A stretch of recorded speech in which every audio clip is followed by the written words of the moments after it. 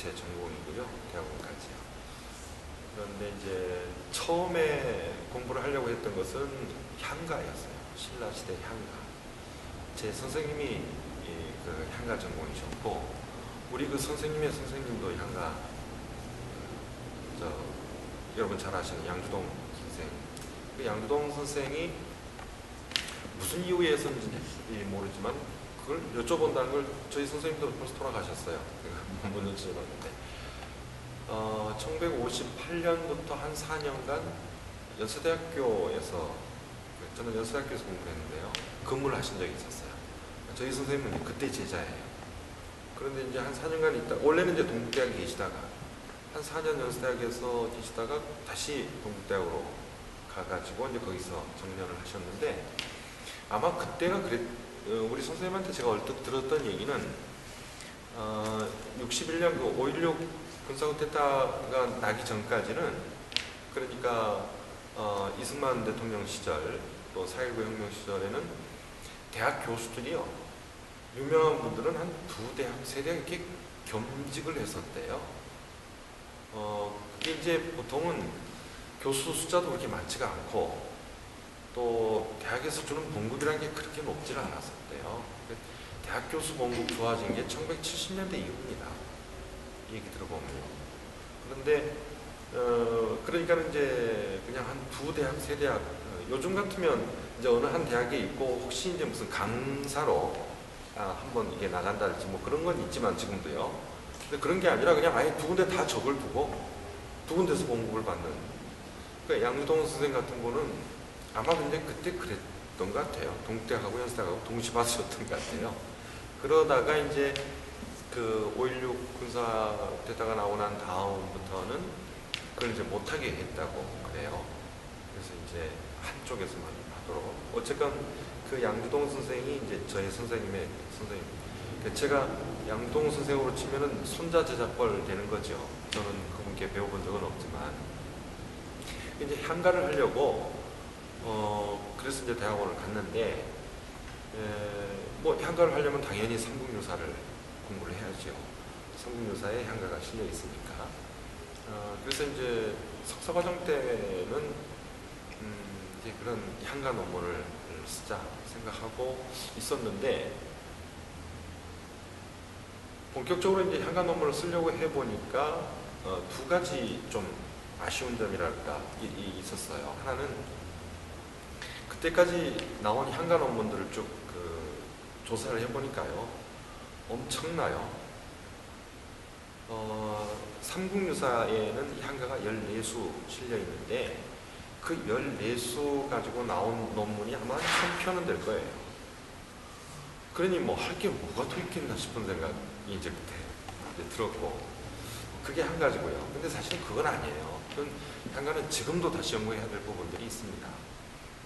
또 하나는 막상 그렇게 이제 서지조사를 쭉 하다 보니까 삼국유사를 가지고 역사 논문을 쓰고, 뭐 민속학의 논문을 쓰고, 국문학 논문을 쓰고, 하여튼 온갖 군데 쓰이는데, 그렇게 이제 인용은 수없이 됐음에도 불구하고 정작 그 텍스트로서 삼국유사 연구는 별로 없어요. 또 그 텍스트의 편찬자인 일연에 관한 연구, 이것도 또 별로 없어요. 그래서 향가 연구를 해서 향가 논문을 쓰는 것도 좋지만 이것도 다시 하는 게 옳지 않을까. 또 많은 사람들이 안 했으니까 일단 없는 데서 혼자 뛰어갖고 1등 하는 게 더 낫겠다, 그 생각. 그래서 그 향가로 논문을 쓰겠다는 걸 접고 텍스트로서 이제 삼국유사 공부를 다시 시작을 했죠. 그래서 이제 그 공부를 하다 보니까 그게 사실 한도 끝도 없더라고요. 그러고 지금 이제 제가 박사학위 논문을 썼던 게 1994년인데 이제 올 초 한 20여 년이 다 돼가고, 처음에 그 삼국유사를 이제 그렇게 텍스트로 보고 다시 시작해야겠다라고 마음먹었던 것이 1986년이었으니까 85년이었으니까 그것도 얼추 이제 30년이 다 돼갑니다. 그런데 어쨌든 그렇게 하다 보니까는 제가 이제 그 국문학에만 한정된 이야기를 하질 못하고 뭐 그것과 관련된 뭐 역사 얘기도 해야 되고 민속 얘기도 해야 되고 그러다 보니까 요즘은 사실은 제가 국문학자인가 하는 의심이 들 때가 많아요. 그리고 또 한 가지는 그러다 보니까는 우리나라 대학은 아직도 좀 보수적인 게 있어가지고요. 교수를 뽑을 때도 그 뽑는 분야가 딱 정해져 있어서 그 분야에 맞춰서 공부를 해야 돼요. 그래야만 그거에 맞춰서 이렇게 딱 그 서류를 넣는데 저 같은 경우는 아무데도 낼 데가 없어요. 그렇게 되니까. 시를 전공했건 소설을 전공했건 뭔가 이렇게 뚜렷해야 되는데 텍스트 연구니까 그거는 해당되는 사항이 없는 거예요. 그래가지고 연구소에서만 그냥 쭉 있었습니다. 연세대학교의 국학연구원이라고 하는 곳인데요. 연구소에서만 쭉 있으면서 적게 벌더라도 하여튼 내가 하고 싶은 공부한다 생각해서 이제 그렇게 있었는데 문화 콘텐츠 학과라는 게 생겼어요. 제가 지금 있는 한양대학교가 제일 먼저 생겼는데요. 2006년에 이 문화 콘텐츠 학과라는 게 생기고 나니까 문화 콘텐츠에서 학생들한테 꼭 가르쳐야 할 분야가 크게 4가지가 있는데 저희 학교는 그렇게 합니다. 한양대학교는 이걸 아주 균형 있게 뭐냐면은 아까 그 공연 얘기를 했지만요. 모든 뭐 이런 공연이 그렇고 모든 문화 분야의 행사건 뭐 프로젝트건 간에 전체적으로 기획을 해야죠. 공연도 먼저 기획부터 시작하잖아요. 이제 그런 그 문화 사업 분야를 기획하는 기획론. 그 다음에 제일 중요한 게 역시 요즘 문화도 마케팅이에요. 팔아 먹어야 됩니다. 그러니까 문화가 제가 아까 그 라디오 방송을 조금 하셔서 들려드렸는데 거기서도 그런 얘기 좀 했던 것 같습니다만은 우리는 문화 그러면은 교양으로 생각해요. 그렇죠? 그 교양인의 필수는 문화죠. 그리고 우리가 연극도 보러 가고, 영화도 보러 가고, 공연도 보러 가고 하는데 그게 대체적으로 다 우리는 우리들의 교양을 쌓기 위해서 그러고, 그렇긴 하지만 그걸 제공해주는 쪽 입장에서 놓고 봐서 그거는 교양이 아니거든요. 그것도 하나의 산업이에요. 근데 지금까지는 우리 문화가 하도 그 규모가 작아가지고요. 우리 예를 들어서 이런 국립극단이 없으면 우리나라 연극은 처음부터 자리도 못 잡았을 거예요. 지금보다 더 어렵던 시절에 해방되고 뭐 전쟁 끝나고 그런 무렵에 정말 그때 연극인들이 마지막 그래도 등 기댈 수 있는 거는 국립극단밖에 없었지 않습니까? 그래도 그나마 월급 주는 데가. 그러니까 이제 그렇게 하지 않으면 도저히 뭐 문화라는 게 이게 그래서 뭐 온갖 국립자 들어가는 문화단체들이 다 있는 것인데 근데 이제 요즘 보니까 많이 달라졌거든요. 달라진 게 공연이라고 하는 것도 그렇고 이 판매하는 것이 상상을 초월할 정도로 뭐 요즘 여러분 그 싸이 선풍을 보고 계시지만 빌보드 차트 이번 주 2위까지 올라갔어요. 다음 주는 1위 할 거라는 거예요. 세상에 이런 일은 없어요. 아마 우리 선생님은 더 실감하실 텐데요. 선생님 아마 젊은 시절에 우리나라 가수가 빌보드 차트에 들어간다? 이거는 뭐 꿈도 못 꾸는 얘기가 아니에요. 200위 안에도 못 들어가잖아요. 누가 들어갔어요? 근데 그 빌보드 차트가 하는 말이 있답니다. 빌보드 차트 40위 안에만 들어가면 한 번이라도 3대가 먹고 산다. 빌보드 차트라는 그런 정도예요. 근데 지금 싸이가 지금 2위를 했다고요. 오늘 아침 어느 신문 기사에서 보니까는 최근 이것만 가지고 이 싸이가 번 돈을 아주 순수하게 번 돈만 해보니까 130억이더라고요. 근데 모든 문화 분야가 다 이런 건 아니지만 이렇게 엄청난 규모로 커질 수 있다는 가능성을 싸이가 보여주는 거거든요. 돈 벌자고 문화 사업 하는 것은 아니지만 그러나 그 안정적인 재정적 받침이 없이 문화가 그렇다고 유지될 것도 아니니까 어떻게 하면 양질의 문화 상품을 사람들에게 공급할 것인가, 또 사람들이 살 수 있도록 할 것인가, 이건 마케팅의 문제라고요. 이제 마케팅 분야. 또 하나는 이제 이런 것들을 만들려면 이제 상품을 만들어야 돼. 이른바 컨텐츠를 만들어야 되는데, 컨텐츠를 만들기 직전에 제일 중요한 게 요즘 늘 얘기하는 스토리텔링이에요.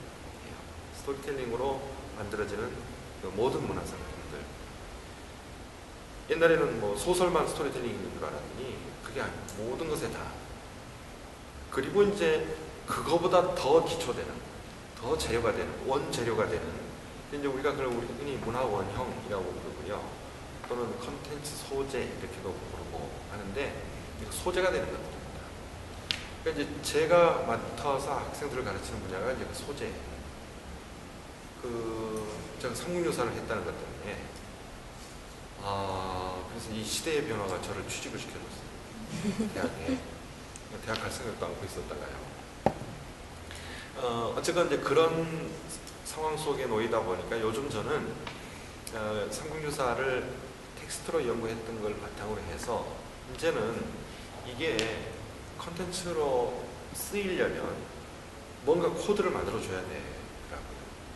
이게 코드가 없으니까 우리 작가 두 분도 오셨지만 삼국유사를 많이 보면서도 어떤 방향에서 이걸 요리를 해야 될까, 그게 이제 안 잡힌단 말이에요. 잘. 또 한 가지는 삼국유사라고 하는 책도 대체적으로는 역사학이나 또 국문학, 민속학 이런 데서 연구를 많이 하면서 역사 자료, 문학 자료로 이게 늘 접근을 해놓으니까요. 대체적으로 그 접근 경로가 무거워요. 역사 소재다 뭐 이런 것만 가지고. 그런데 그게 아니라 이것이 아주 재미있는 판타지를 만들 수 있는 소재다 라고 하는 쪽으로 연구자들이 방향을 제시할 필요가 있을 것 같아요. 예를 들어서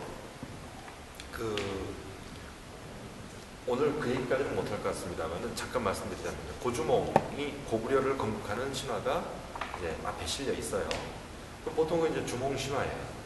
그런 주몽 신화를 어떤 식으로 많이 그동안에는 얘기하냐면 이른바 그 영웅 신화예요. 주몽이라고 하는 영웅 스토리거든요. 근데 이게 영웅 스토리가 되다 보니까 아까 말씀드린 것처럼 하드해질 수밖에 없어요. 한 영웅이 나라를 세운 군주니까.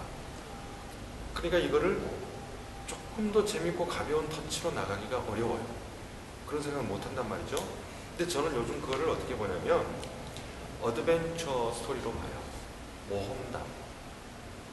주몽이라고 하는 아주 참 독특한 놈이, 아주 참 독특한 놈이 결국에는 이제 나라를 세우는 왕이 되지만 그 과정들은 마치 허클베리 핀의 모험에 허클베리 핀하고 다를 바가 없다 이겁니다. 그걸 너무 무겁게만 생각하니까 그게 잘 안 돼서 그렇지. 그걸 한번 우리 생각해 보시자고요. 해리포터가 엄청난 성공을 거뒀잖아요. 그 성공을 거뒀다는 건 뭐 돈도 많이 벌었지만 그만큼 아이들에게 좋은 읽을 거리를 제공해 준 거예요. 참 재밌는 이야기를. 그리고 아이들에게 꿈과 또 상상력과 희망을 갖게 만들어주는. 근데 해리포터도 기본적으로는 모험담이에요. 기본적인 줄거리는요, 해리포터라고 하는 주인공의 모험 이야기인데, 근데 그것도 보면은 이야기의 가장 시작되는 것은 영국 북부 지역에 전해져 내려오는 마술사 이야기예요. 마술사 전설이에요.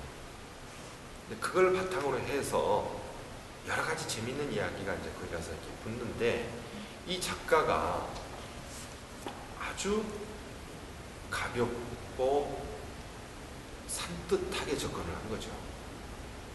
그래서 그 해리포터의 첫 장면, 첫 부분에서 제일 인상적이면서 제가 쏙 빠져들어갔던 것이 그 마술사 학교예요. 그 마술사 학교에서 그 중에서도 뭐냐면 이 기억들 나세요? 부분에 보면은 뭡니까? 빗자루 타기 교육을 받잖아요. 마술사는 빗자루 타고 다녀야 되니까 그 교육을 받는다고요. 근데 우리는 보통은 마술사는 당연히 빗자루 타고 다니는 걸로 생각하고, 그건 뭐 마치 무슨 천부적인 능력인 걸로만 생각했단 말이죠. 그런데 거기서 작가는 이것도 학교에서 다 배운 거다라고 하는 쪽으로 접근을 했어요. 그래서 배우는데 그 장면이 영화에서 표현된 걸 보면 아주 재밌잖아요. 날다가 막 떨어지고 그 능숙하게 탈 때까지 수없이 연습을 하고 이런 것들. 마술사도 더군다나 그 해리포터라고 하는 전설 속에 나오는 전설적인 그 마술사도 나중에 보면 뭐 엄청난 괴력을 가진 마술사들인데, 우리들에게는 인식이 그렇게만 돼 있는 마술사가 우리하고 별 다를 바 없는, 학교 다니면서 공부해가지고 기술을 익히는 차이가 없는 그런 사람으로 딱 다가온단 말이죠. 그 지점부터 책을 읽는 아이들은, 또는 그 영화를 보는 아이들은 해리포터하고 딱 동시가 돼버려요. 자기가 해리포터가 돼버리는 거죠. 그러면서 거기 나오는 그 아이들하고 똑같은 아이들이 됩니다. 이거는 그 작가의 뛰어난 작품력이었다고 봐요. 그런데 작품력인데 그게 가능할 수 있도록 뭔가 길을 터줘야 된다 그런 얘기입니다. 그 주몽이 친구들 셋하고 도망을 가잖아요. 도망을 가는데 금화 왕의 아들들이 주몽의 재주가 워낙 뛰어난 걸 알고 죽이려고 해서 도망을 갔다고요. 그랬더니 강이 하나 딱 나타났어요. 그러니까 하늘을 향해서 소리치기를, 나는 천재의 아들 손자고 하백의 외손자다. 내가 이제 이 강을 건너야 되는데 적군은 쫓아오고 어쩔 수가 없다. 나를 도와줘. 그랬더니 강에 물고기 자라들이 쫙 모여가지고 다리를 쫙 만들어 줬다는 거죠. 그래서 이제 건너가면서 거기 가가지고 나라를 만들었다. 그런데 이제 그거를 건국 신화의 주인공으로만 놓고 얘기를 하면은 너무 거창한 얘기가 돼요. 그런데 그렇지 않고 그 재주 있다고 까불다가 야반 도주한 걸로 생각할 수도 있다. 더욱이 자기 엄마도 놔두고 심지어는 결혼도 했어요. 그래서 뱃속에 아이도 있었잖아요. 나중에 고구려 제2대 유리왕이 되는. 그러니까 어머니의 처자식까지 다 버려놓고 야반 도주한 거예요. 그 야반 도주를 하는데, 그런데 그 세 친구가 따라가요. 저는 늘 그 대목이 참 재밌어요. 이 세 놈은 고종몽이 뭘 믿고 따라갔을까? 그 야반 도주하는 놈을. 무슨 보장이 돼 있으면, 보장이 돼 있으면 따라 나섰겠지만, 그 세 친구가 말이에요. 뭘 믿고 주몽을 따라 나섰냐? 그 야반 도주하는 놈을. 그러면 주몽한테 뭔가 믿게 한 구석이 있었다는 얘기 아니에요? 그러면 주몽하면은 여러분 잘 아다시피 최고의 특기가 활쏘기예요.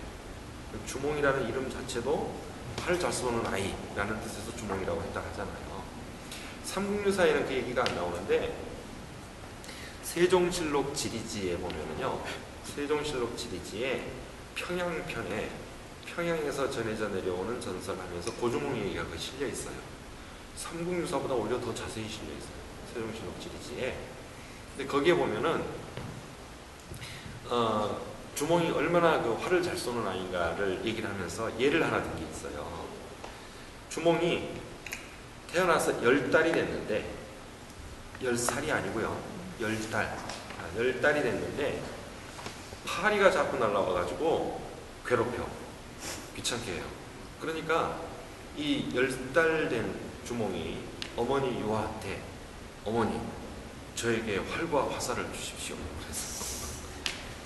그랬더니 어머니 유화가 활과 화살을 줬어요. 그러니까 이 주몽이 그 활로 파리를 쏴서 맞춰요. 이게 세종실록 지리지에 나오는 얘기예요. 제가 만들어낸 얘기 아니에요. 그러니까 하여튼 주몽하면 활쏘기죠. 활쏘기의 달인이에요. 그러니까 그 활쏘기가 세 친구를 따르게 한 거죠. 저놈 활 쏘는 것만 봐도 뭔가 할 놈이다 라고 생각했다는 거죠. 그렇게 해서 같이 가는데, 그렇게 가는 원래 모험담이라는 게 허클베리 핀의 모험도 그렇습니다만 두 가지가 늘 전제가 돼요. 첫째는 여행, journey, 어딘가를 떠나는 거죠. 그게 자의에 의해서건 타의에 의해서건 가요. 그리고 꼭 가다 보면 동반자가 있어요. 그래서 그 동반자와 함께 겪는, 이 동반자가 상하관계일 수도 있고, 그러니까 주몽과 그 세 명의 부하처럼 상하관계가 될 수도 있지만, 허클베리 핀의 모험처럼 친구일 수도 있어요. 여러분, 그 허클베리 핀의 모험이 미국 문학사에서 최고의 그 중요한 작품으로 거론되는 가장 중요한 점이 백인 아이하고 흑인, 물론 나이는 더 위죠, 흑인이 친구가 된다는 거예요. 그 시절도 아직까지 마크 트웨인이 그 활동을 하던 그 시절까지도요, 이건 생각할 수 없었던 겁니다. 마크 트웨인은 혁명적이었어요, 그런 면에서. 그러니까 이 허클베리 핀의 모험은 단순히 아이들한테 읽힐 동화가 아니에요. 사실은 미국의 역사를 바꿔놓는 중요한 작품 중에 하나가 돼요. 이제 이 둘이 이렇게 같이 가는, 그렇게 친다면 이 주몽 이야기도 나라를 세운 멋진 영웅 쪽에서 보지 말고 아주 기발하고 영특하고 뭔가 자기 재주 하나를 갖고 있는, 모든 걸 다 잘하는 건 아니지만 재주를 하나 가지고 있는 어떤 면에서는 개구장이 같은 파리를 활로 쏴담는 그런 아이가 어떤 고난의 여정을, 고난이지만 자기가 어떤 그 호기심의 활동에서 가는 그런 아이로 이 얘기를 한번 전개시켜 볼 필요가 있지 않겠어요? 그러면서 이제 거기에 여러 가지 장치를 한번 해봐야죠. 자, 오늘 지금 상비사 얘기한다고 그러고 딴 얘기만 자꾸 하고 있는데, 오히려 이 얘기가 더 여러분들한테 오늘 필요하지 않을까 싶어서요. 이따 여기 나오는 얘기는 제가 간단히 설명할게요. 7시 안에 끝낼게요. 하는데, 웹툰 잘 봐요? 웹툰 잘 보죠? 웹툰 가끔 봐요? 가끔. 웹툰 보죠? 뭐 아무래도 동화 작가들. 선생님 혹시 웹툰 보세요? 인터넷에서. 아, 그러세요? 예. 제가 최근에 아니 최근도 아니죠, 뭐 꽤 된 그 웹툰 가운데 정말 이건 작품성까지 갖추고 있다 해서 제 방에 석사과정 조교한테 그 석사 논문 주제로 이거 쓰라고 했어요. 그 친구가 지금 준비를 하고 있는데, 여러분도 잘 아실 거예요. 신과 함께. 주호민, 신과 함께. 혹시 못 보신 분들은 꼭 한번 보세요. 이건 정말 명작입니다. 명작으로 남을 웹툰이라고 저는 봐요. 근데 그 신과 함께라는 작품이 왜 그게 명작이라고 제가 말씀드리냐면, 마치 아까 그 해리포터에서 보는 그런 어떤 장치를 주호민은 신과 함께해서 성공했어요. 뭐냐면 어떤 사람이 갑자기 죽었죠. 이제 저승에 가서 그 심판받는 얘기인데, 그 심판을 받는다는 게 이제 재판을 받는 거니까 이거는 이제 전형적인 우리 민속 그 신앙에서부터 나오는 거지만은요, 이 작가가 그 공부를 참 열심히 했어요. 참 잘한 것 같아요. 그런데 영혼이 죽어서 염라대왕 앞에 가가지고 이제 재판을 받는다는 거죠. 우리는 늘 그렇게 생각하잖아요. 그런데 7 관문을 통과하면서 각각의 재판을 받는데, 딱 죽어서 첫 관문 앞에 가니까는 누가 나타났어요? 신과 함께 못 봤어요? 보세요. 혹시 보셨어요? 봤는데 혹시 기억이 안 나요? 못 봤어요? 아, 나는 이게 포인트예요. 이 신과 함께의 그 웹툰에 뭐냐면 변호사가 나타나요. 이것도 재판이잖아요. 그러니까 변호사가 있어야 된다 이거야. 그래서 이 변호사가 이제 7 관문이 통과하도록 이 담당 변호사인 거예요. 그래가지고는 그 온갖 이렇게 개척하는 건데, 이것도 전형적인 모험담이에요. 그렇게. 그런데 이 그 혼이 죽어서 저승길에 딱 갔더니 변호사가 나타났다. 이게 그 주호민의 독창적인 아이디어가 아니에요. 우리 원래 저승세계의 구조를 잘 알고 있으면 충분히 응용할 수 있는 인물이 있어요. 응용해 올 수 있는. 그게 뭐냐면은 지장보살이에요. 이거는 이제 불교하고 우리 민속 신앙이 이게 합쳐진 건데요. 불교에서 사람이 죽으면은 그 염라대왕 앞에 가지고 심판을 받는데 거의 이제 7단계를 거쳐가죠. 한 단계를 거쳐가는 게 7이 돼요. 그럼 7, 7, 49, 49일이 걸려요. 그러니까 불교에서 49제를 하는 게 그 까닭인데 그 49일 동안이 유예 기간이에요, 일종의. 그러면은 염라대왕이 마지막 지옥과 극락을 가르는 심판을 할 때에 그 옆에 지장보살이 계셔. 그래서 그 지장보살이 살아생전에 공덕을 많이 쌓고 온 사람은 뭐 당연히 극락으로 가고, 근데 살아생전에 뭐 별로 공덕도 없고 죄만 지은 사람이 있으면은 그건 당연히 지옥세계로 가야 되는데, 어떤 경우에는 이 지장보살이 구제해줘요. 거기서. 그럼 어떤 경우냐면 본인은 못했을지라도 이승에 있는 후손들이 열심히 기도하면, 열심히 공덕을 쌓으면 그걸로 죽은 혼을 구제를 해주는, 그게 며칠간이냐면 49일간이라. 49제 동안은 열심히 기도해야 돼요. 그 마지막 심판의 순간에 하도 이승에 있는 후손들이 간절하게 기도를 하니까 지장보살이 건져주는. 그래 여러분, 그 원래 그 49제를 정식으로 지내려면 일주일에 한 번씩 가서 제사 지내야 됩니다. 일주일에 한 번이 뭡니까? 매일 아침 해야죠. 근데 요즘 사람들이 그걸 어떻게 그렇게 해요? 그러니까 이제 절에다가 맡기죠.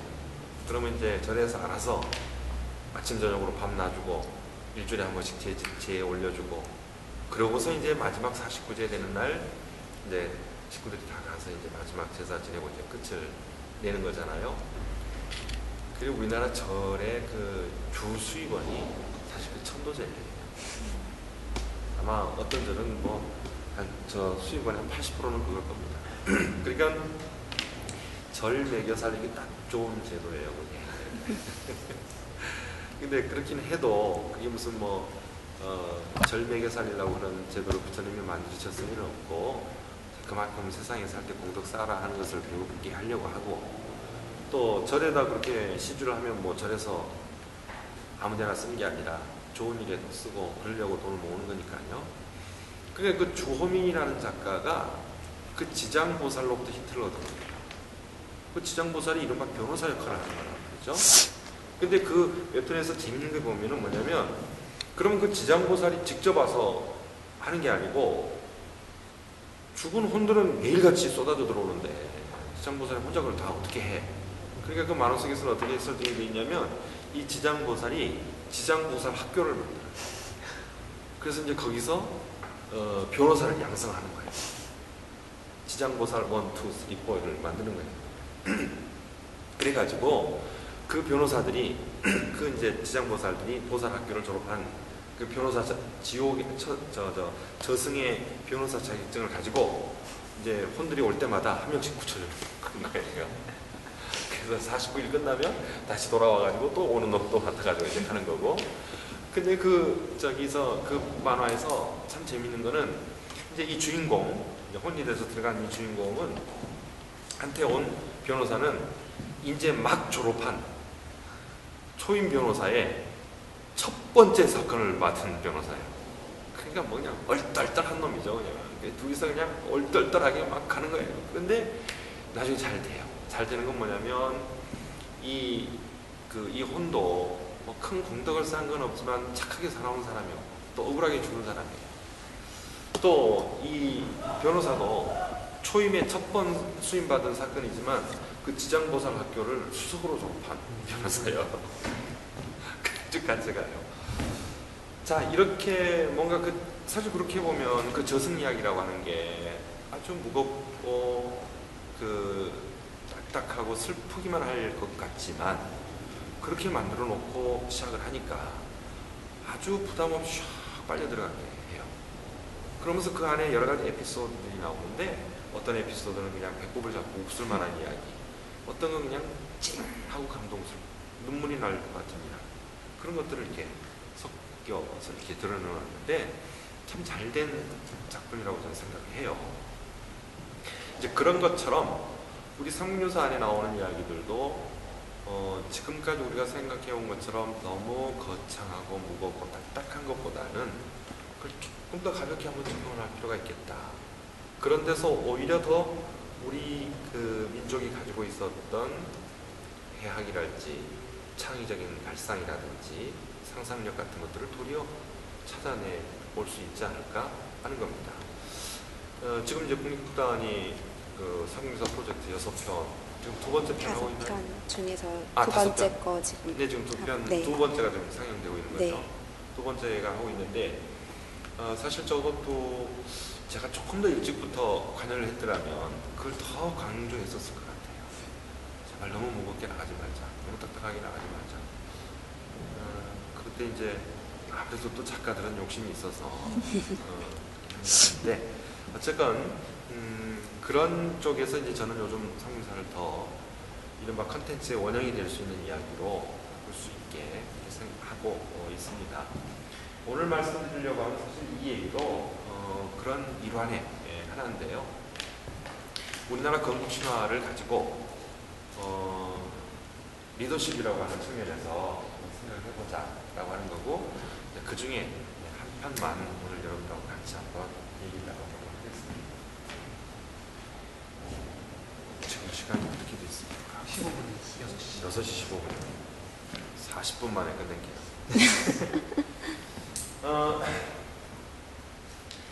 경북 군위군이라고 하는 곳에 가면요, 일연공원이라고 있어요.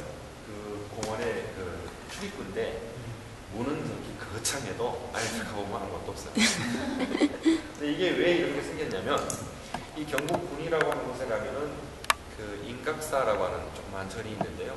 그 절이 이 삼국유사의 판천자인 일연이 78세 때부터 83세로 돌아가실 때까지 5년간 거쳐하면서 삼국유사를 마무리하고 정리했던 곳입니다.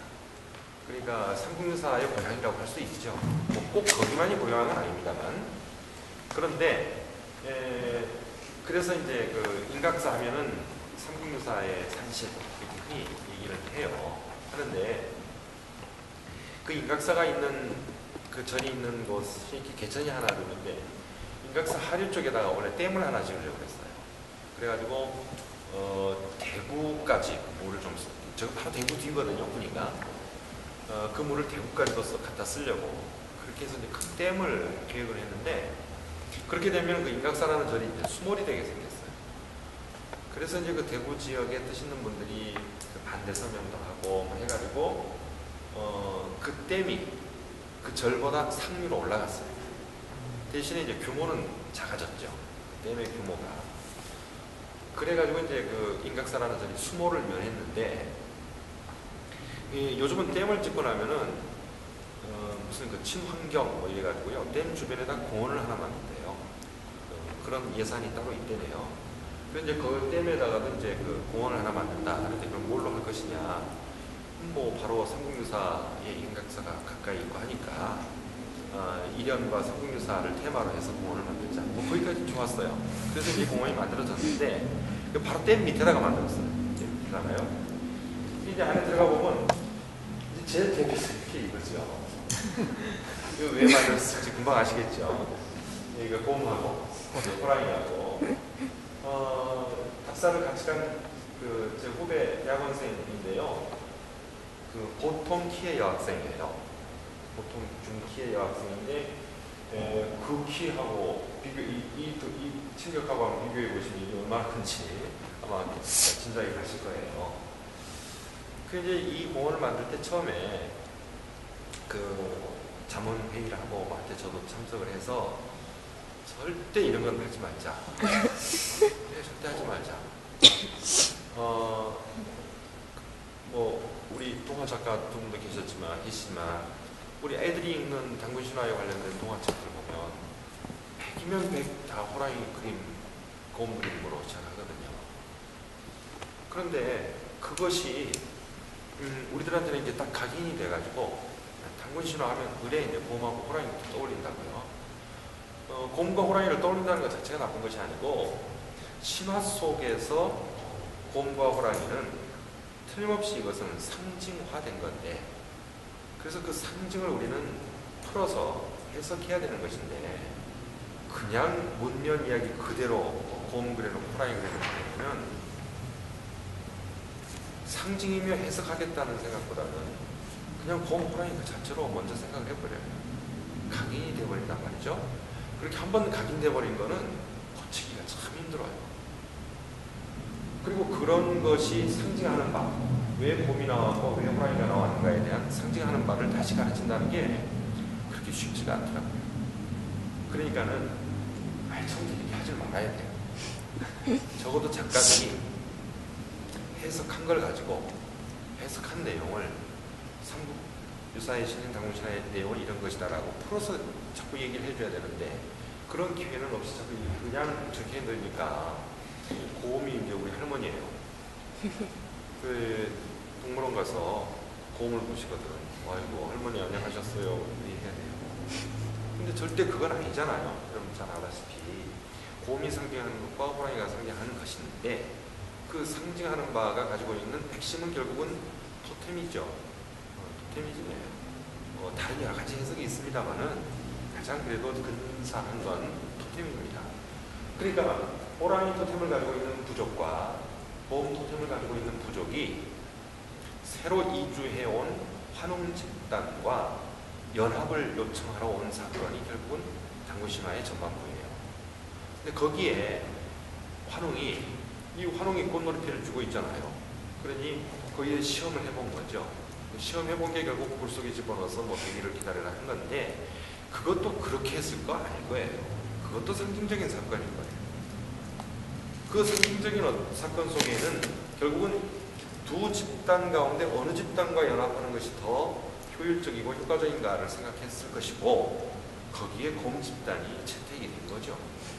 그 선택된 그 곰 집단이 환웅 집단과 연합하는 그 상징이 두 사람이 결혼한 것이었고 거기에서 이제 아들 당우를 낳았다. 그렇게 되면 환웅 집단은 이주해온 집단으로서 원주 집단이었던 곰 집단과의 연합 속에서 몸을 불렸죠. 그러니 환웅 단계까지는 느슨한 부족 연맹체 정도였지만 드디어 이제 당군 때쯤 오게 되면 부족 국가 정도 차원으로 확대 발전이 됐다. 것이죠. 그 얘기를 신화의 틀 속에다 갖다 집어넣은 것인데 여러분 잘 아시지만은 이거 간단히 몇 가지만 얘기할게요. 막신골기가 얘기했던 게 있어요. 신화 자연현상.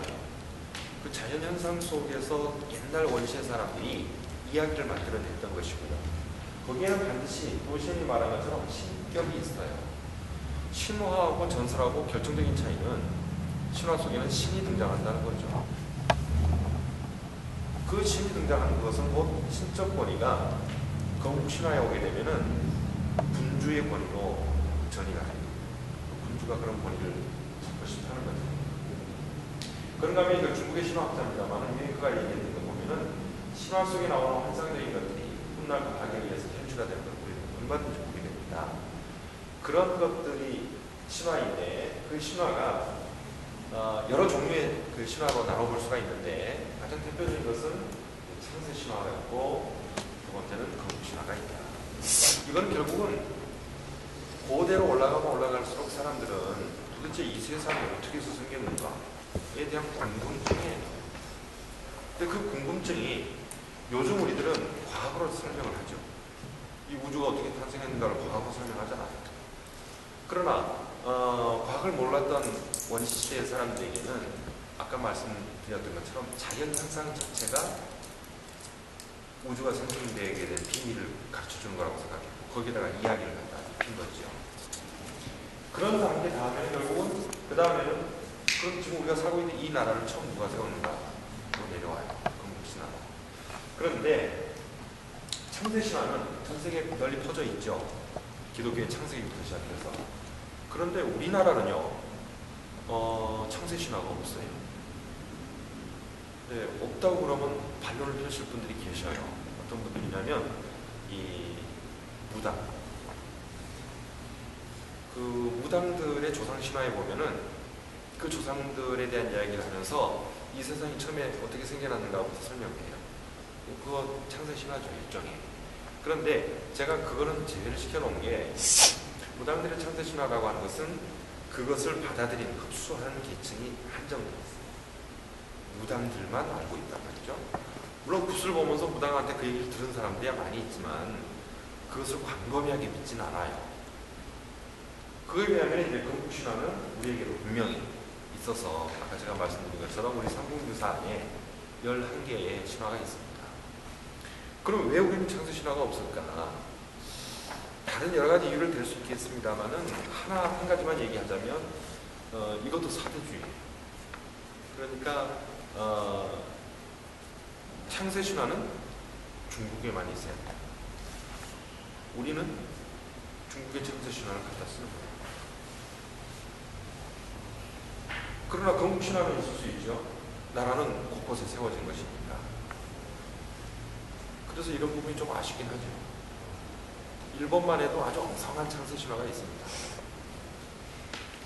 그런 아쉬운 점이 있지만, 제가 그런 아쉬운 점 속에서 우리 건국신화를 가지고 제가 그런 책을 쓰면서 각 건국의 주인공들이 가지고 있는 리더십을 봤거든요. 그래서 그 리더십에 대해서 여러 가지 제목을 이렇게 붙여가면서 재밌게 해석을 한번 해봤습니다. 그런데 이제 오늘 이 얘기를 다 드릴 수는 없고, 그 중에 첫 번째인 이 웅녀가 가지고 있는 아이데기 리더십이라고 하는 것만 설명을 드리는 걸로 할게요. 단군 신화를 가지고 얘기를 하는데 왜 단군 리더십이라고 웅녀의 리더십을 했을까? 아마 여러분들 궁금하실 거고, 그게 오늘 제 얘기의 포인트입니다. 삼국유사의 단군 신화가 나오는 그 첫 대목에 이런 서문이 실려 있습니다. 단군 신화가 있다는 건 아셔도요, 단군 신화 앞에 서문이 붙여 있다는 이유도 잘 모르는 분들이 많아요. 이게 참 중요한 거예요. 이걸 다 설명할 수가 없어서 어쨌든 이런 서문이 있다는 얘기만 하고 넘어가겠습니다. 그런 다음에 이제 그 본문을 들어가 보면요, 단군 신화가 이렇게 짜임새 있게 돼 있어요. 그러니까 서론, 본론, 결론의 3단 구성. 그리고 이 본론이 이른바 이제 몸통이 되는데, 이 몸통이 되는 본론이 다시 또 서론, 본론, 결론 식으로 되어 있어요. 이거는 다분히 이련이 의도해서 만든 겁니다. 이 단군 신화는 우리 삼국유사 말고도 다른 책이 몇 군데 더 실려 있어요.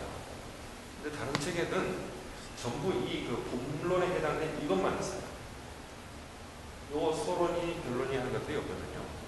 그런데 여기에 나오는 이 서론에 나오는 이야기는 중국책 위서라고 하는 곳에서 인용을 해왔고요. 마지막 결론 이것도 중국책 배구전이라고 하는 책을 가져와서 인용을 했어요. 내용은 그렇게 길지 않아요. 서론은 이런 정도밖에 안 돼요. 이런 정도밖에 안 되는데 결론도 마찬가지고요. 그런데 어쨌든 서론과 결론을 이렇게 놓고 가운데 이 본론 고기라고 하는 책에서 가져왔는데, 이 책은 우리나라 책이에요.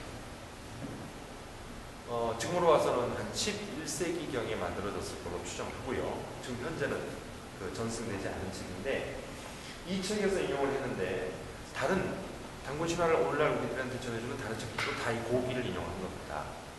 그런데 이 본문을 가운데다 이렇게 딱 놔두고 양 옆에다가 중국 책에서 이렇게 인용을 해왔다라고 하는 이것은 두 가지 의도가 있었어요.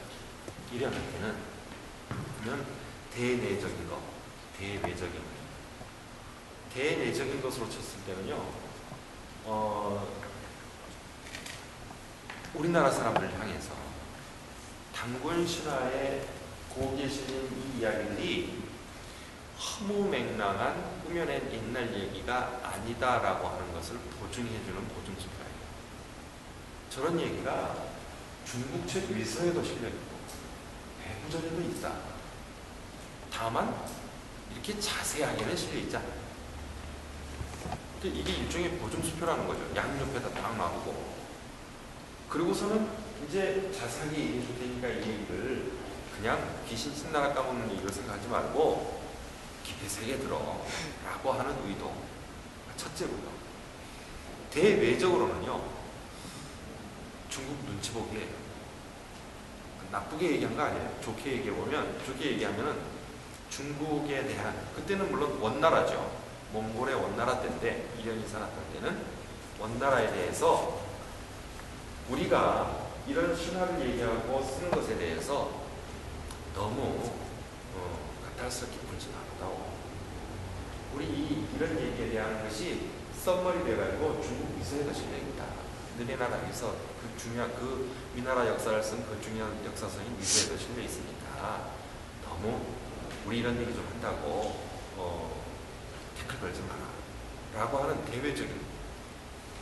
그러니까 단군 신화를 그러면 단군 신화를 실으면서도 이련이 가지고 있었던 그 노심초사가 이 안에 있습니다.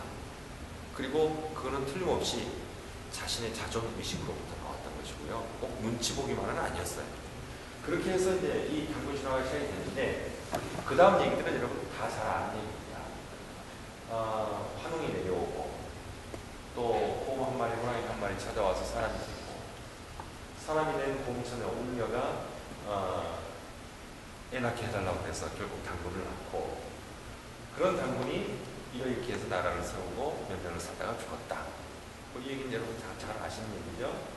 그리고 마지막 결론에 아까 말씀드린 것처럼 배부전이라고 하는 식의 이런 정도의 얘기가 있다고 또 소개를 해주고 있어요. 그런데 여기서 이제 우리들이 그동안의 단군 신화 여러분 배우시면서 많은 얘기를 들었겠습니다만은, 이 단군 신화는 전반과 후반으로 나뉘어져 있어요. 전반은 신시가 중심이에요. 그러니까 단군의 아버지는 환웅이 하늘에서부터 내려와서 신시를 만들었다는 얘기. 후반은 단군 이후인데요, 조선이라고 하는 나라가 건국됐다는 얘기예요. 뭐 이건 우리가 상식적으로 다 알 수 있어요. 근데 제가 오늘 드리려고 하는 말씀은 이겁니다. 단군 신화에서 우리가 다른 대목에 한번 주목을 해보자 라고 하는 건데요.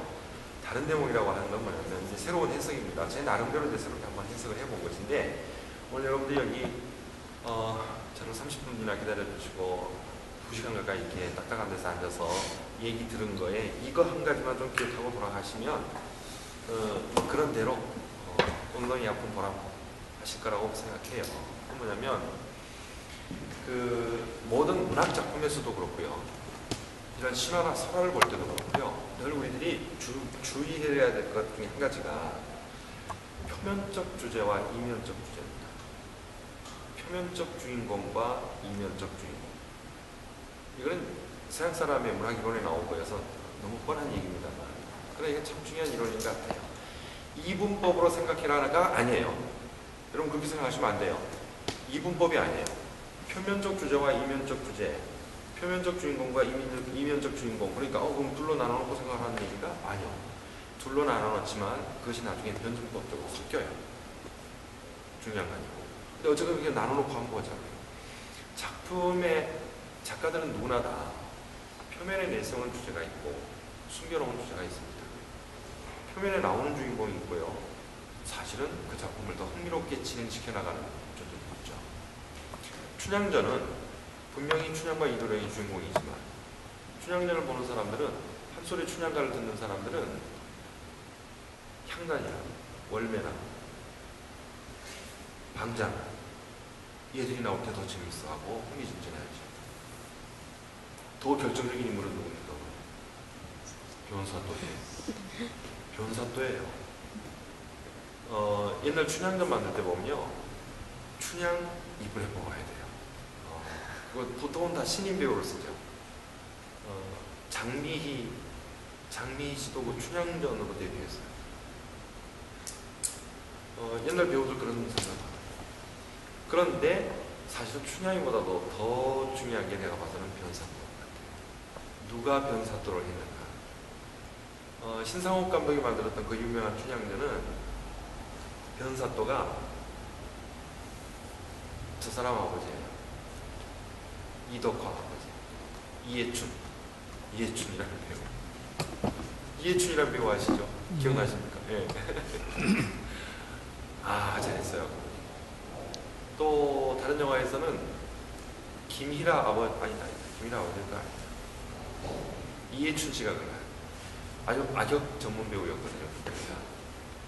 근데 그런 인물들이, 그런 배우들이 사실은 그걸 이끌어가는 부분들이 있어요. 그리고 거기에 이면적 주제가 담깁니다. 그러니까 춘향전이 가지고 있는 주제. 그거는 이도령과 성춘향이 하는 던지는 메시지도 있지만 그 조연으로 나오는 그 배우들이 던지는 메시지가 더 커요. 그런데 마찬가지로 단군 신화도 저는 표면적 주제와 이면적 주제로 나는 바꿔봐야 된다. 표면적 주인공과 이면적 주인공. 표면의 주인공은 당연히 환웅과 당군이죠. 그 환웅과 당군을 내세워서 조선의 건국을 얘기했습니다. 그런데 그들이 조선의 건국까지 가게 되는 그 과정 속에서 이 이야기를 이끌어가는 주도권을 쥐고 있는 인물은 환웅인도 아니고 당군도 아니고 제가 봐서는 웅녀예요. 웅녀입니다. 그 웅녀가 사실은 그 역할을 했어요. 자, 이 사진을 보여드린 이유가요. 배구인데요. 배구 좋아하세요? 아주 멋지게 생긴 LIG 손해보험의 김모라고 하는 선수인데요. 이 배구가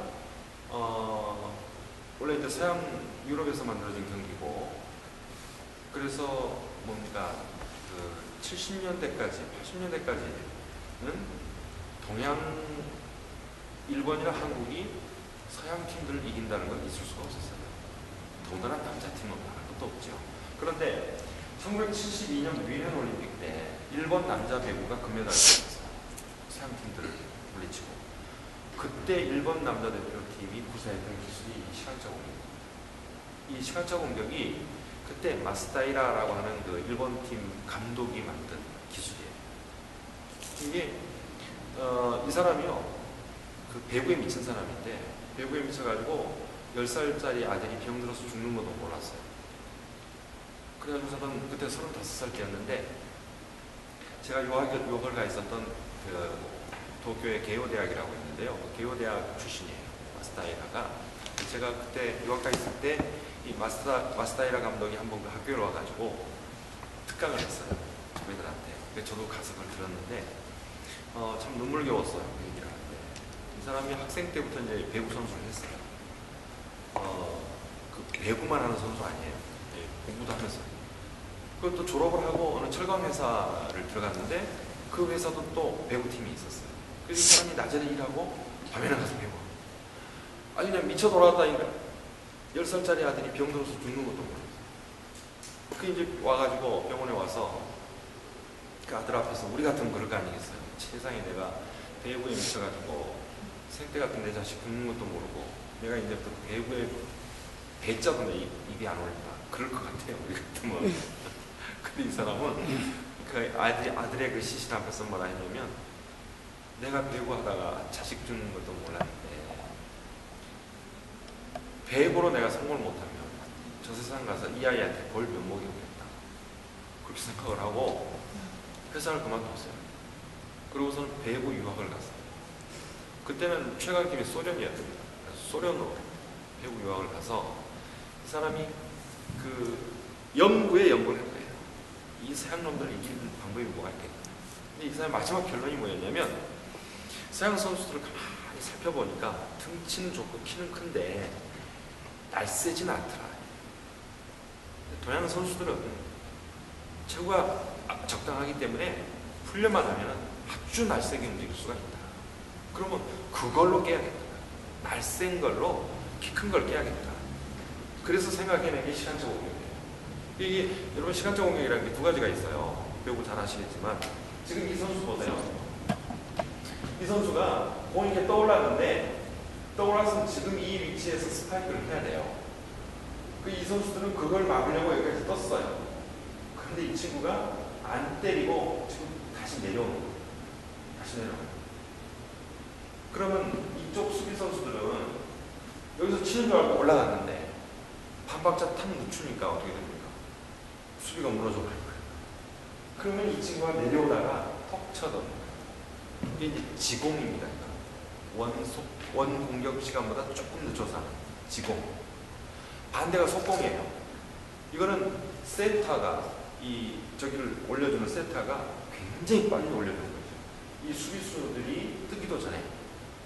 그러면은 옆에 공격수도 역시 같이 잽싸게 떠가지고 이 수비가 갖춰지기 전에 그냥 때려버려요. 그건 속공이에요. 이게 성공을 하려면 세타와 이 공격수 간에 호흡이 기가 막히게 맞아야 되고 잽싸야 됩니다. 잽싸게 움직여야 돼요. 심지어는 이동 시간차 공격이라는 것도 생겼습니다. 세타가 말이죠. 이 가운데 세타가 있겠죠. 이 선수한테 올려주는 것처럼 하다가 여기다 올려주는 게 아니라 이쪽에다 올려주는 거예요. 이 친구는 그냥 페인트로 뜨기만 하는 거죠. 그러면 이 뒤에 서 있던 다른 공격수가 이쪽으로 이동해 오면서 미리 와 있으면은 또 방을 하니까 그게 아니고 뒤에 있다가 옮겨와 가지고 올려주는 공을 그냥 무인치경에다 때리는 거예요. 그걸로 금메달을 땄어요. 우리나라도 저걸 배웠죠. 우리도 1970년대 여자 배구 잘했어요. 저거 가지고요.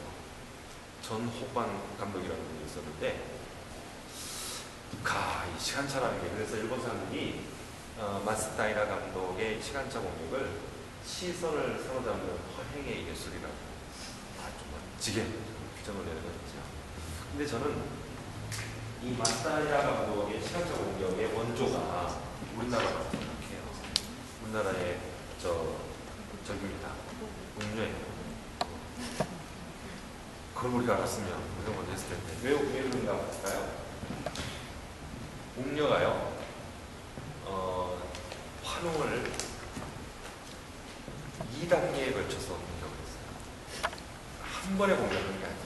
2단계에 걸쳐서 공격했어요. 첫 번째는 1단계 공격은요 곰 한 마리와 호랑이 한 마리가 풀에 같이 살면서 늘 화루신이 자신들이 사람으로 변하게 해달라고 합니다. 그렇죠? 이게 1단계 공격입니다. 사람 되게 해달라고만 했어요. 여러분 잘 아시지만 당군 신화의 결론은 당군을 낳은 거예요. 웅녀가. 근데 웅녀가 처음부터 와서 내가 사람 돼서 당신과 결혼해가지고 당군 낳겠어요 라고 말한 게 아니라고. 그랬더라면 아마 아니 징그러운 거 하면서 했었는지도 모르죠. 처음에는 그냥 사람 되게 해달라고 했어요. 그래서 사람이 됐어요.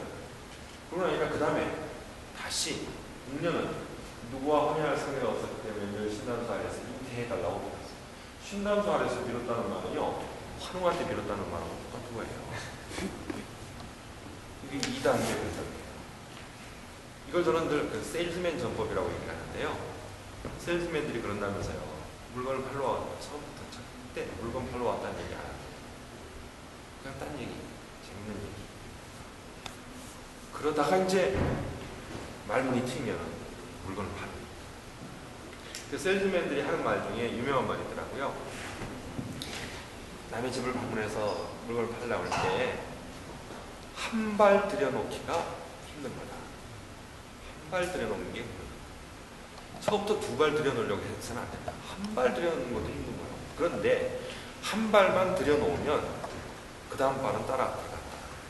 그 세일즈맨들이 하는 얘기인데 그거 아마도 웅녀한테서 배운 것 같아요. 웅녀가 이미 했던 거예요. 그걸 저는 웅녀의 시간차 공격이라고 얘기를 하거든요. 거기다가 더 중요한 게 한 가지가 있어요. 뭐냐면 아까 제가 말씀드리기를 이야기의 이니셔티브를 곰처녀가 주고 있다라고 말씀드렸잖아요. 이야기의 핵심은 결국은 당군을 낳는 것인데 당군을 낳기까지 과정에서 놓고 보면 늘 웅녀가 먼저예요. 지나가는 곰 한 마리하고 호랑이 한 마리를 들어다가 환웅이 내가 도수를 보여주고 하면서 굴에 들어가. 그래서 쑥과 마늘을 먹이는 게 아니라고요. 그렇죠? 자기들이 찾아와서 해달라고 합니다. 이거 틀림없이 아마 곰이 먼저 하자고 그랬을 거고 내가 봐서 호랑이는 친구 따라 강릉 간다고 한번 따라온 것 같아요. 그런데 안에 있다가 그냥 이게 뭐야 하고서 나가버린 거죠. 곰은 처음부터 작정했어요. 내가 사람 되기 전에는 물 안 나간다고 했지. 그랬죠? 2번째 그렇게 해서 처녀가 됐어요. 그래서 이제 웅녀죠. 처녀가 돼서 우리도 딱 나왔는데 이뻐. 이뻐. 그러니까 환웅이 보고서 반해가지고 야 나랑 결혼하자 해서 당구를 놨는가요? 아니, 그때도 환웅이 먼저 와서 웅녀에게 달라고 했어요. 그러니까 늘 환웅이 웅녀가 먼저 이니시어티브를 쥐고 있다니까요, 주도권을. 그 이야기가 전체적으로 흘러가는 틀이 웅녀한테 있다는 것입니다.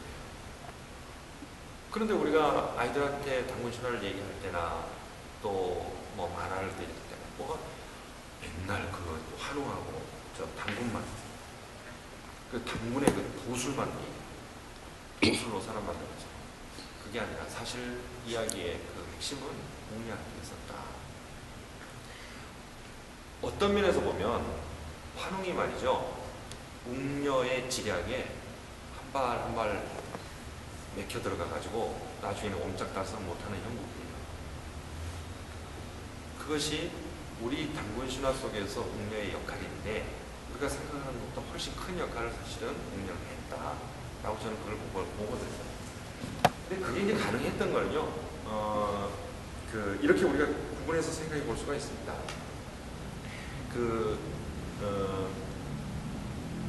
당군 신화가 이렇게 웅녀의 주도권을 잡힌 이야기로 어쨌건 지금까지 남아있다라고 하는 것은 그 얘기가 처음 생성될 때에 시대가, 사회가 모계사회였다. 모계사회였고요. 그랬던 것이 오늘날 우리들한테는 웅녀가 말이죠, 거기까지 그렇게 주도적으로 움직이더니 당군 태어나서 건국하고 하는 과정에서는 아무 말 없이 사라져버려요. 물론 그 사라진다는 게 이제 역할이 끝났으니까는 뭐 이제 더 이상 얘기를 안 한다, 환웅 얘기도 다 안 한다, 그렇게 해버리면 간단하지만, 다른 한편으로 놓고 보면 그렇게 주도적으로 움직였다고 한다면 그 다음 얘기에 뭐라도 한마디가 더 있어야 되는데 사라져버렸다는, 그거는 뒤에 오면서 다시 말씀드리면 이게 문헌에 정착될 때쯤 돼서는 사회가 바뀌었다는 거예요. 북의 사회. 그러니 웅녀의 역할을 더 크게 보여주지 않으려고 하는 사회가 된 거죠. 그러나 여기까지 얘기는 도저히 없앨 수 없으니까 그냥 그대로 놔둔 거고, 그러니까 도저히 없앨 수 없어서 그냥 놔둔 그 대목에서 우리들은 흔적을 찾아낸다 이겁니다. 모계사회의 흔적을.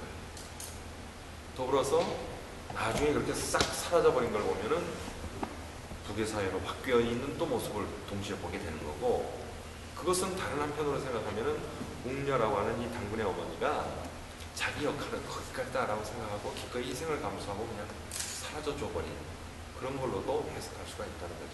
해석하자면. 그래서 이제 그렇게 해석을 하다 보니까 웅녀에 대해서 우리가 자발성이라고 하는 것의 리더십을 보게 되고, 이 자발성 리더십이라는 것만 가지고는 이야기가 조금 약해요. 그래서 이제 그 다음에 제가 생각한 것이 바리대기소랍니다. 바리대기소라는 여러분 다 아다시피 이 바리공주 바리대기가 7째 딸로 태어나서 버림받았는데, 그럼에도 불구하고 나중에 자기 아버지 병을 낫게 하기 위해서 서천서에까지 약구해 왔다는 얘기잖아요. 그 얘기를 한마디로 얘기하면은 저는 이거를 바리대기 리더십이라고 이름을 붙인 건데요. 그 바리대기 리더십이 두 가지 중요한 점을 갖고 있는데, 첫 번째는 자발성이에요. 바리대기가 윗 언니가 6이 있는데 그 윗 언니 6은 부모 밑에서 호의호식하면서 컸거든요. 그런데 아버지 약구하러 갔다 오라 했더니 한 놈도 안 간다고 해요. 그 소식을 듣고 바리대기가 내가 간다고 와요.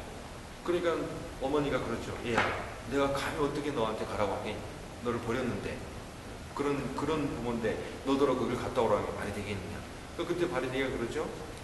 내가 버림받은 것만큼은 내 부모에게 원하는 있으나 우리 부모가 하룻밤 고생해서 나를 이 세상에 태어나게 해주신 그 은혜는 한 번은 갚아야 되지 않겠느냐. 그러면서 가요.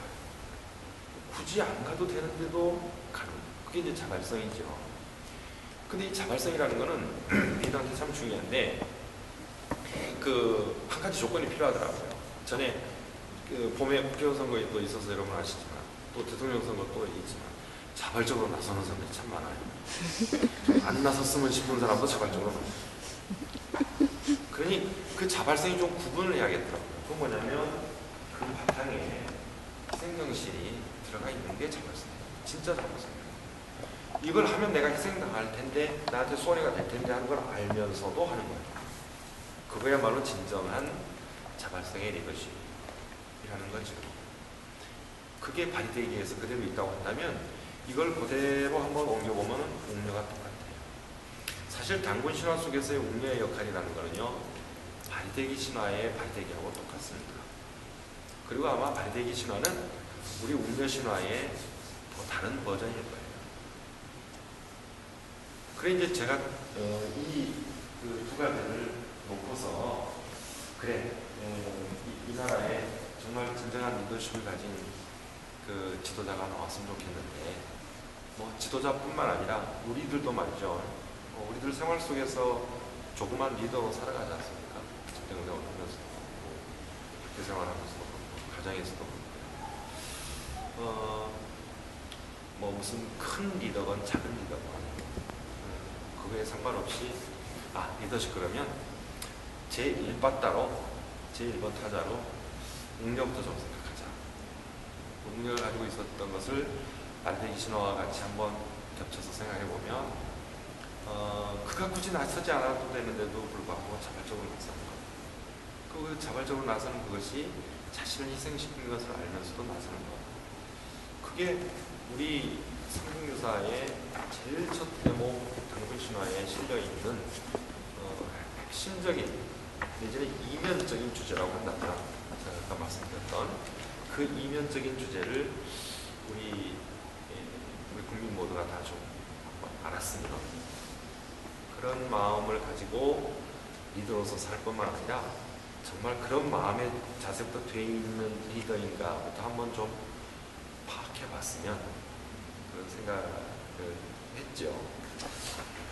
자, 아이고 긴 시간 여러분 앉아 계셨는데요. 혹시 오늘 제가 한 얘기 중에서 좀 질문하고 싶으신 거 또는 의견을 좀 붙이고 싶으신 거 있으면 자 이렇게 한번 말씀하시고 마무리해볼까요? 네, 제가 생각하기에는 그 발휘되기 리더십이라고 하시거든요. 제가 보기에는 자발성보다 오히려 지금 현재의 흐름처럼 대중들이 원하는 이런 흐름들을 그때 시대에 그 당시에 그 부족에서 원하던 대중들이 흐름이 있었기 때문에 그 사람을 자발적으로 했다기보다는 그 사람으로 내세웠다라고 생각이 되는데요. 지금 보시면 싸이 같은 경우도 지금 네티즌들이 얘기하기에 이거는 강제 해외 진출이다 라고 이렇게 얘기를 하고 있거든요. 왜요? 국내 그 사람들을 위해서 컨텐츠를 올렸는데 오히려 그게 해외에서 반응이 더 높아져가지고 그 해외에서 원하는 그 대중들을 위해서 강제적으로 해외로 진출했다 라는 그런 의미로 지금 얘기가 나오고 누가 강제를 시켰다는 거죠? 강제기보다는 대중이 원했다. 대중이 그렇게 대중이 원했기 때문에 싸이가 그 대중의 기대에 부응하기 위해서 그렇게 나갔다고 하는 거죠. 그럴까요? 다른 분들은 어떻게 혹시 지금 이 얘기에 대해서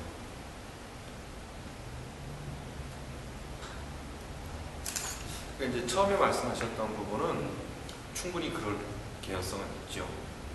그러니까 또 지도자로 나서는 사람이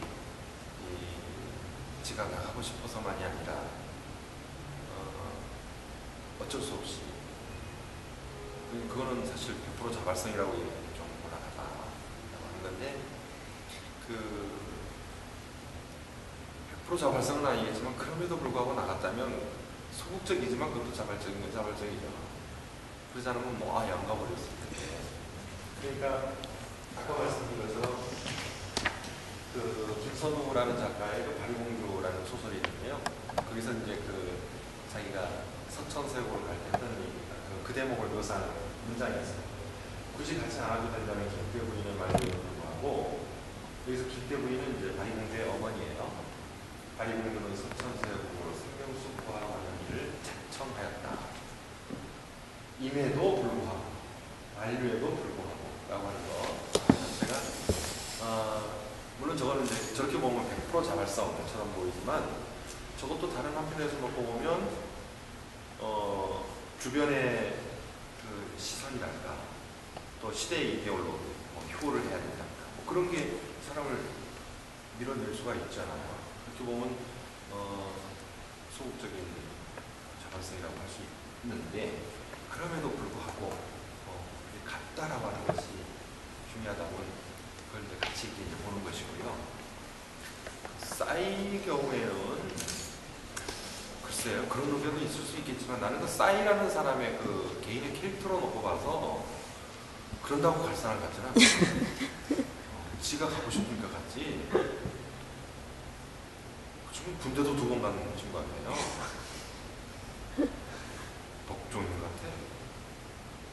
그러니까 대단히 나는 싸이가 정말로 정말 개성 있는 친구 같아요. 저는 그리고 아마도 이제 미국에서 그게 막 빵 터졌는데 미국 사람들이 초기에 싸이가 막 떴을 때 그런 논쟁이 있었죠. B급 문화 논쟁이라는 게 있었죠. 미국 사람들이 그걸 뭐 A급 예술이라고 해서 봐준 건 아니다. 자기들은 이미 A급 예술을 다 누리고 있고 그러고 있는데 웬 별종이 한 번 툭 튀어가지고 막 하는데 수준은 높진 않지만 재밌더라. 그래서 한번 봐준 거다. 그러니까 우리가 그런 B급 문화 수출해서 그 돈 벌었다고 뭐 좋아할 것도 없고 자랑할 것도 없다. 그런 비판이 있었어요. 그런데 나는 그것도 아니라고 봐요. 대중예술이 무슨 뭐 A급이고 B급이고 있어요. 다 똑같이. 그런데 그게 B급이라고 할지라도 그럼 뭐 어쩔 수 없죠. 지금 우리가 만들 수 있는 최대 수준이 B급밖에 안 되는데 우리가 A급이라고 만드는 걸 가지고 내놓아 봐야 도리어 그게 저쪽에서 외면돼요. 왜? 그런 건 얼마든지 있습니다. 가수 B가 저 미국 가서 공연했을 때라든지요. 원더걸스가 갔을 때라든지 걔들 나름 그래도 성공해서 돌아왔지만 미국의 진짜 주류 세력들의 반응은 싸늘했어요. 우리나라 사람들이라 좋아해줘서 막 그랬겠지. 근데 이거 같은 경우, 싸이 같은 경우는 전혀 그런 게 아니란 말이에요. 뭐 그 소속사가 무슨 뭐 마케팅 해준 것도 없어요. 그렇죠? 거의 그냥 그냥 빵 터져버린 건데 그 터져버린 이유가 아무래도 그 미국 사람들 보기에 이거는 못 보던 거다 말이지. 이거는 한국 그게 그 사람들이 한국이라는 걸 알고 생각할 것도 아닐 거예요. 하여튼 자기들이 보지 못하던 뭔가 하나 푹 튀어나온 미국 사회도 그런 걸 중요하게 여길 거라고 봐요. 그랬는데 되니까 통한다 싶으니까는 자꾸나 하고 그냥 간 거 아니에요? 싸이도 미국에 왔겠잖아. 버클리 음악 학교인가요? 거기서 음악하고 졸업하고 올 때 지가 그 음악을 배운 그 음악의 본토에서 이렇게 어떻게 알았겠어요? 더욱이 빌보드 1위라는 내가 하여튼 그 사람의 그 독특한 개성이 그게 아마 통했을 거고 팬들이 밀어낸다고 나를 인간은